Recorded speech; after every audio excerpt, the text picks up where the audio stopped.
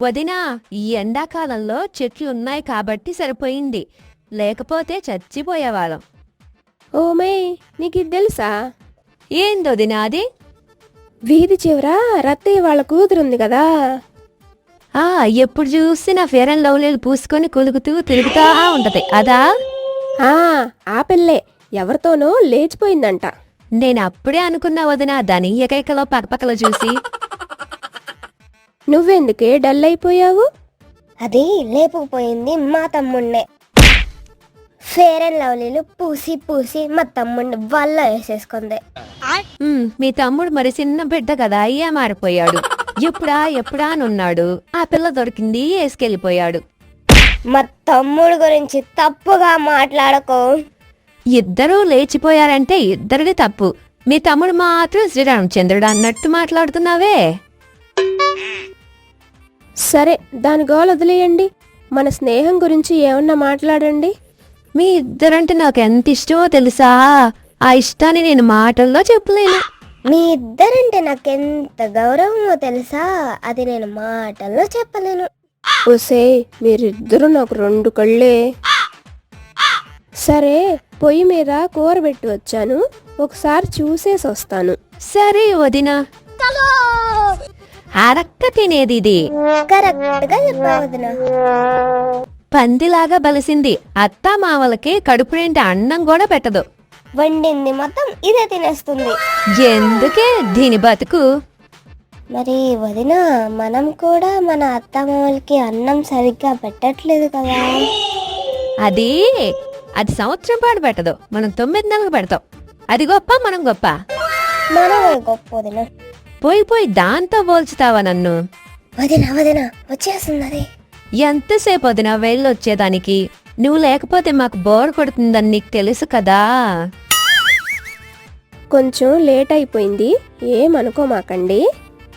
వదిన, పిల్లవాడు లేచి ఉంటాడేమో, నేను వెళ్ళి చూసేసి వస్తాను. సరే, పోయేసి రాపో. వెళ్ళిపోయిందా అది? అడక్క తినేది వదినా ఇది.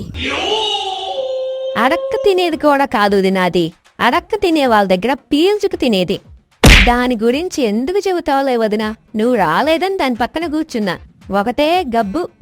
అది కాదు వదినా, 2 కిలోల చక్కెర ఇవ్వే 2 సంవత్సరాలు తిరిగి ఇచ్చేస్తానంటే ఈరోజు శుక్రవారం, మంగళవారం అని ఇవ్వలేదు వదినా. అది అదంతే వదినా, తలుచుకుంటేనే వాంతి వచ్చేస్తుంది. నా వస్తువులు తీసుకునేటప్పుడు మాత్రం మంగళవారం, శుక్రవారం గుర్తుకు రావు దానికి. దాని వస్తువులకు మాత్రం వారాలు గుర్తొచ్చేస్తాయి. సరిసరిలే వదినా, అది వచ్చేస్తుంది. పిల్లోని చూసొచ్చేదానికి ఎంతసేపు మే? నువ్వు లేకపోతే నేను ఎంత బాధపడతానో తెలుసు కదా. సారీ వదిన, లేట్ అయింది. సరే వదినా, మా ఆయన ఆఫీస్ నుండి వచ్చాడో లేదో వెళ్ళి చూసేసి వస్తాను. సరే వదిన, వెళ్ళి తొన్నలుగారా. పనికి మాలింది. ఎదవలకే ఎదవది. అది కాదు వదిన, మొన్న బిర్యానీ వండుకున్నారు, ఒక్క ముక్క కూడా పెట్టలేదు. అది దానికే చాలుండదు, మొత్తం అదే మేసేసి ఉంటది. కుళ్ళు బొద్దు వదినాది. మా ఇంట్లో ఏదన్నా వండితే చాలు తినే టైంకి వచ్చేస్తుంది. ఎప్పుడెప్పుడు తినమంటారా అని అలాగే చూస్తుంది. మే మే వచ్చేస్తుంది. ఏంటి వదిన ఇంత లేటుగా వచ్చావు? గుండెకాయ చూడు ఎంత బరువెక్కిపోయిందో. సారీ మే, లేట్ అయిపోయింది.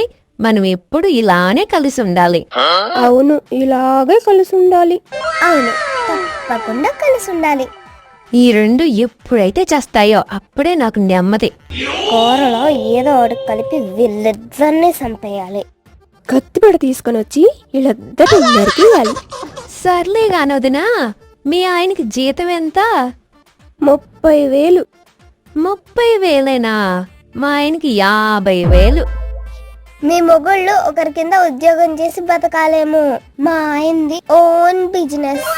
ఏంది, కొబ్బరికాయలు అమ్మేది కూడా ఒక బిజినెస్సేనా? మా ఆయన గురించి తప్పుగా మాట్లాడకు. మీ ఆయన టెంకాయల బిజినెస్ కి ఎంత ఓవర్ యాక్టింగ్ చేస్తున్నావే? ఏదన్నా పెద్ద బిజినెస్ పెట్టుంటే నిన్ను పట్టుకోవడానికి అవ్వదేమో. దాని టెంకాయల వ్యాపారం సరే, మీ ఆయన కూడా రేపో మాపో ఉద్యోగంలోంచి తీసేయబోతున్నాడంట. నువ్వే వ్యాపారం చేయబోతున్నావు. ఛై, మా ఆయన గురించి తప్పుగా మాట్లాడొద్దు. అప్పుడు మీ ఆయన మాత్రం శ్రీరామచంద్రుడు, మా ఆయన మాత్రం అడక్క తినేవాడా?